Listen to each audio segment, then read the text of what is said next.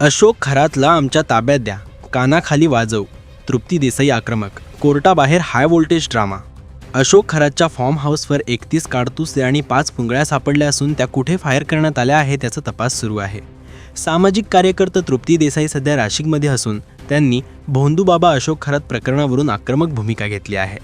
तृप्ती देसाई यांनी नाशिक जिल्ह्यातील सिन्नर तालुक्यातील मिरगाव येथे भेट दिली. तेथील शिवनिका ट्रस्ट आणि ज्या ईशान्येश्वर मंदिरातील अंधारा खोलीत महिलांचे लैंगिक शोषण झाल्याचे आरोप आहेत त्या ठिकाणांची त्यांनी पाहणी केली. अशोक खरातवर कठोर कारवाई व्हावी आणि त्याला मकोका म्हणजेच MCOCA लावण्यात यावा अशी मागणी त्यांनी केली आहे. तसेच त्याला फाशीची शिक्षा देण्याचीही मागणी त्यांनी लावून धरली आहे.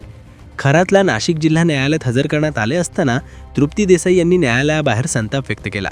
अशोक खरातला आमच्या ताब्यात द्या, आम्ही त्याला धडा शिकवू अशी आक्रमक भूमिका त्यांनी घेतली.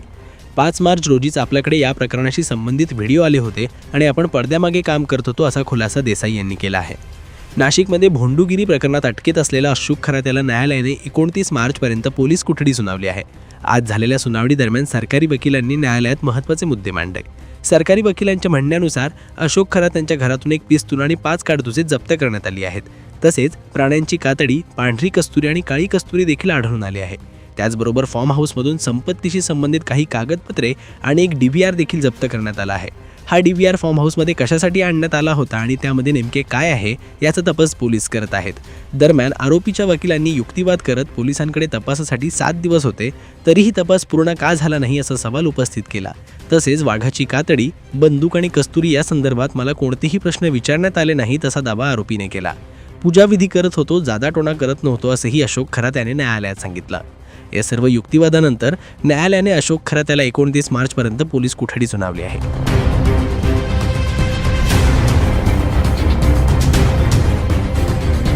पेहरावाने बदलली परंतु विचार मात्र तेच घुसटलेले. आपण परत आणि हे सरकार मला एक विशेष वाटतंय, ज्योतिष शास्त्राला त्यांनी पदवी दिली आता कायदेशीर. अरे तुम्ही जर अशा अंधश्रद्धेला जर पदवी देत असाल तर मग आता या अंधश्रद्धेवर आळा घालायचा कोणी? हा भोंदूबाबा कशात नाही तयार झाला. ज्यावेळेस जो पुढारी त्याच्या दर्शनाला गेला त्याच्या जवळ त्याने पाहिलं, ज्याने त्याला गळ्यात ताईत म्हणून बांधलं, ज्याचा पाय धरले, ज्याच्यावर आरती ओवाळली, हा प्रत्येकजण दोषी आहे. जेव्हा एखादा भोंदूबाबा देवाधर्माची आस्था दाखवून बलात्कार करतो, अत्याचार करतो, त्यावेळेस त्याला वाढवणारे, त्याला मोठं करणारे प्रत्येकजण गुन्हेगार असतो, प्रत्येकजण दोषी असतो. आणि अशा प्रत्येकाला इथं शिक्षा झाली पाहिजे तरच हे असे बाबा बुवांना पोसायचं काम बंद होईल. निषेध वाटते ह्या प्रोग्राम महाराष्ट्रामध्ये हे चाललंय. 21व्या शतकात हे चाललंय. संत तुकाराम महाराज म्हणता, कोणी म्हणती आम्ही जाणती भविष्य. तुकाराम महाराज म्हणतात, तुका म्हणे कोची मूर्ख जाणावा. अशा मूर्ख लोकांना आपण मोठं करतो, बुवा बाबांना. आणि या माध्यमातून एक महिलांना माझी विनंती आहे, अरे तुम्ही बाजारामध्ये गेल्यावर भाजीची, मेथी, कोथिंबीरीची जुडी काडी पाहून तपासून घेणाऱ्या या नीच नाराधम बुवा बाबांची जराही लायकी तपासून घेत नाही. अरे बघा ना, कोणाच्या पायावर आपण डोकं ठेवतोय, त्याची लायकी काय? त्या भडव्याला त्याचं तरी भविष्य कळालं का? सांगा ना मला.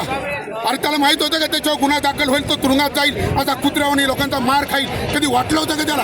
अरे ज्याला स्वतःचं भविष्य कळत नाही तो आमच्या महाराष्ट्राचं, माझ्या माय माऊल्यांचं, बहिणींचं भविष्य सांगायला लागला. आणि अशा भोंदूबाबाला पाठीशी घालणारे पुढारी, अधिकारी या सगळ्यांना आरोपी करा अशी माझी पूर्ण महाराष्ट्राच्या वतीनं मागणी. विनोद नाटे, भूमिपुत्र फाउंडेशन. तर 500हून अधिक कर्म केलेलं आहे. त्यांनी जे लैंगिक शोषण केले ते जे व्हिडिओ आले ते इतके म्हणजे घृणास्पद आहेत की त्याचं वर्णन आपण करू शकत नाही. अनेक घरातल्या महिलांच्या ज्या आहे ते अब्रू लुटण्याचं काम त्यांनी केलेलं आहे. मुख्यमंत्र्यांनी SIT स्थापना केली आहे. पोलिसांचं काम करतायत. पण आज जेव्हा त्याला कोर्टामध्ये हजर करतायत आणि ते व्हिडिओ जेव्हा आम्ही किळसवाने बघितलेत तेव्हा आम्हाला वाटतं की त्याला जेव्हा आणतील तेव्हा आम्ही सुद्धा जे आहे की आम्ही एक सर्वसामान्य महिला आहोत आणि आमच्या ताब्यात जे आहे ते असले आरोपी दिले पाहिजेत. आणि जर संधी मिळाली तर त्याला मी 2 कानाखाली देणार आहे आणि त्याच्यासाठीच मी इथं आलेली आहे. काय आठवड्यात पैसे काय लपवलं गेलंय, अजून काही पेनड्राईव्ह आहे, त्याचा अजून कोणी तिथे अजून गेलेलं नाही. असं नेमकं चाललंय का? त्यामुळे तो तपास फास्ट करा.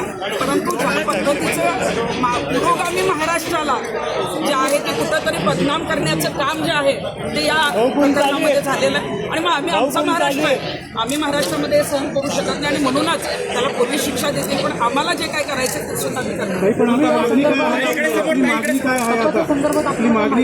आमची मागणी मी तपास अधिकारी तेजस्विनी सातपुते यांना सकाळपासून फोन करते. आम्ही येतोय, आम्हाला काही माहिती द्यायची, चर्चा करायची, मागणी करायची. त्यांनी फोनही उचललेला नाहीये, मेसेजला उत्तर दिलेलं नाहीये. मला वाटतं की एखादं कोणी जर माहिती देत आहे, कोणी स्वतःहून जर पुण्यावरून इथे येत आहे तर तुम्ही फोन तरी उचला. आज आम्ही सांगतोय ना त्या चांगल्या अधिकारी आमच्याकडे अनेक मोठी बऱ्याच माहिती ज्या आहेत त्या 5 मार्चला आल्या होत्या. 6 मार्चला आम्ही ती पोलिसांपर्यंत पोहोचवली. पोलिसांच्या माध्यमातून आपण बघितलं असेल की मुख्यमंत्र्यांपर्यंत ते गेलेलं आहे. आणि अनेक गोष्टी तर आता SITच्या तपासातच उघडे होत आहेत, ज्या चॅनलच्या माध्यमातून पण बाहेर आलेल्या. पण आणि जी काही लोक आहेत, जी त्याची पार्टनर होती, जी एजंट होती किंवा त्याला मदत करणारी होती, ती बडी नावं किंवा अनेक लोकांचे जे आहेत त्यांचे कुणाचेही स्टेटमेंट रेकॉर्ड झाले नाहीत, कुणालाही नोटिसा दिल्या नाहीत. त्यामुळे आज त्यांना त्या नोटिसा काढा. ही जी काही टोळी आहे त्या सगळ्यांना जे काय आहे त्या नोटिसा काढून त्यांचं जर त्याच्यामध्ये काही दोष असेल तर मकोक अंतर्गत कारवाई करा आणि सगळ्यांना आत घाला. ही मागणी करायला मी तिथं आली आहे.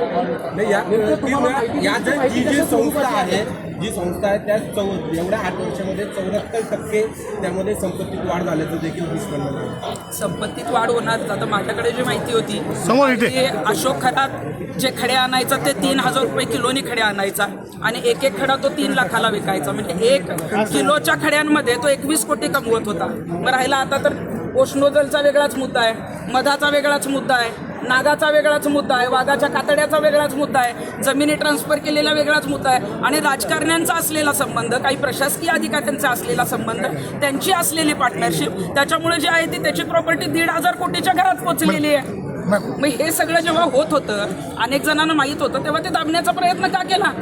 आज पोलीस अडवत आहेत ना, ठीक आहे, ते त्यांचं कर्तव्य करतायत, पण त्यावेळी वेळीत जर घरातला अडवलं असतं तर एवढं सगळं घडलंच नसतं. मग नाशिक पोलिसांनी का पाठीशी घातलं मागच्या वर्षी? का पेनड्राईव्ह गायब करायला लावले? कुणी करायला लावले? कुठले अधिकारी त्याच्यात होते?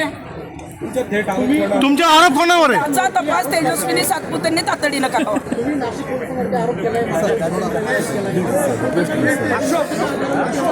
हे बघा, 29/12 वावी पोलीस स्टेशनला एक गुन्हा दाखल झाला, जो खंडणीचा गुन्हा दाखल झाला.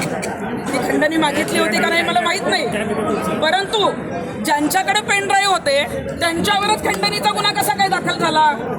ज्यांच्याकडे पेनड्राईव्ह होते ते पेनड्राईव्ह पुण्यापर्यंत, मुंबईपर्यंत, मंत्रालयापर्यंत पोहोचणार होते, तीच लोक कशी काय अडकवली गेली? मग त्याच्यासाठी वावी पोलीस स्टेशनला कुठल्या बड्या अधिकाऱ्याचा फोन आला होता? काय आला होता? मला वाटतं इथं सांगण्यापेक्षा मी ते मुख्यमंत्र्यांना सांगतो. महाराष्ट्रातल्या अनेक महिलांची इच्छा आहे की 500हून अधिक महिलांबरोबरचे व्हिडिओ जे आहेत ते समोर आलेले आहेत. 1,500हून महिलांवर जे आहे ते असं लैंगिक शोषण करण्यात आलेलं आहे. त्यामुळं महिलांच्या ताब्यात एक तर अशोक खरातला द्या, किंवा तिथं जर तुम्ही ताई गेलात किंवा कोणी महिला गेल्या तर त्याच्या 2 कानाखाली वाजवून द्या. आणि म्हणूनच आम्ही कोर्टात आलो. आणि मला वाटतं की पोलिसांनी जे आहे ते त्याला प्रोटेक्शन देण्यापेक्षा आम्हाला जर तिथं पोहोचवलं किंवा आम्हाला सांगितलं तर त्याला एकदा भावना तर कळू दे जनतेच्या बाहेर काय आहेत. त्यानं ज्या पद्धतीनं केलं, मी आता ईशानेश्वर मंदिरात गेले होते, तिथल्या गाभाऱ्यातली काळोखातली जागासुद्धा त्यांना लैंगिक शोषण करायला सोडली नाही. देवाला माणूस हा घाबरला नाही. म्हणजे माणसाच्या रूपात राक्षसी स्वरूपाचा एखादा जो माणूस असतो तसा हा खरात आहे आणि त्याला VIP ट्रीटमेंट देऊन काहीच उपयोग नाही आहे. पोलिसांना माझी विनंती आहे की तुम्ही आम्हाला ताब्यात घेण्यापेक्षा किंवा अडवण्यापेक्षा आम्हाला तिथं जाऊ द्या. आम्ही काही चुकीचं केलं तर आमच्यावर गुन्हे दाखल करा. प्रश्न हा आहे की कायदा सुव्यवस्थेचा प्रश्न तयार होतो, त्यामुळे पोलीस तुम्हाला डिटेन करतात. हे बघा, कायदा सुव्यवस्थेचा प्रश्न आम्हाला कुठलाही निर्माण करायचा नाहीये, परंतु ज्यानं कायदा सुव्यवस्थाच ठेवली नाही, ज्यांनी पोलिसांच्या नावाने म्हणजे पोलिसांनी याचं जे आहे ते अशोक खरातला पाठीशी घालण्याचा प्रयत्न केलं, ज्या महिलांचं काम करतात त्यांनी पीडित महिलांना बाजू न घेता अशोक खरातला वाचवण्याचा प्रयत्न केला. आणि मग तिथं कसलं कायदा सुव्यवस्थेचा प्रश्न?